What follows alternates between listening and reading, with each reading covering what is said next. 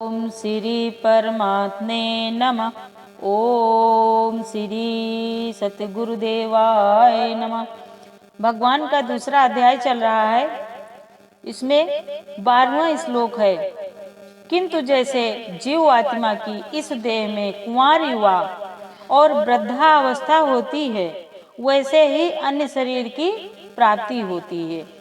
उस विषय में धीर पुरुष मोहित नहीं होता, अर्थात जैसे कुंवार युवा और जरा अवस्था रूप स्थूल शरीर का विकार अज्ञान से आत्मा में भासता है, वैसे ही यह एक शरीर से दूसरे शरीर को प्राप्त होना रूप सूक्ष्म शरीर का विकार भी अज्ञान से आत्मा में ही भासता है।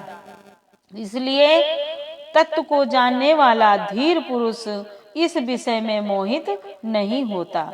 13वां श्लोक भगवान बता रहे हैं, हे कुंती पुत्र, सर्दी गर्मी और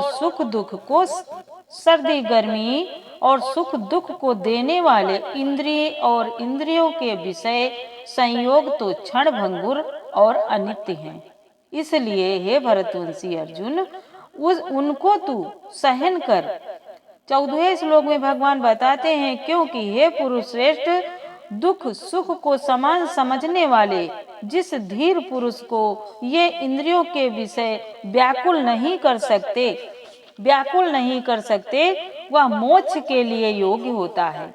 15वें श्लोक में भगवान बताते हैं, और हे अर्जुन, असत वस्तु का तो अस्तित्व ही नहीं है, असत वस्तु का अस्तित्व नहीं है और सत का अभाव नहीं है।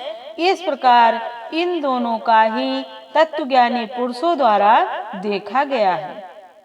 16वें में भगवान बताते हैं श्लोक में, इस न्याय के अनुसार नाश रहित तो उसको जान की जिससे यह संपूर्ण जगत व्याप्त है, क्योंकि इस अविनाशी का विनाश करने को कोई भी समर्थ नहीं है।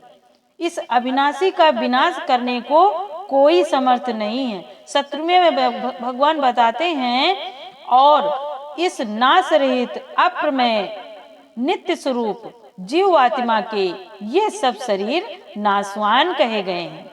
ये सब शरीर नाशवान कहेंगे। इसलिए हे भरतवंशी अर्जुन, तो युद्ध कर। ये भगवान बताते हैं, अर्जुन को समझा रहे हैं भगवान वासुदेव समझा रहे हैं 5 तत्व का शरीर, ये पिंजरा जो है, इसका राज खोल रहे हैं भगवान वासुदेव।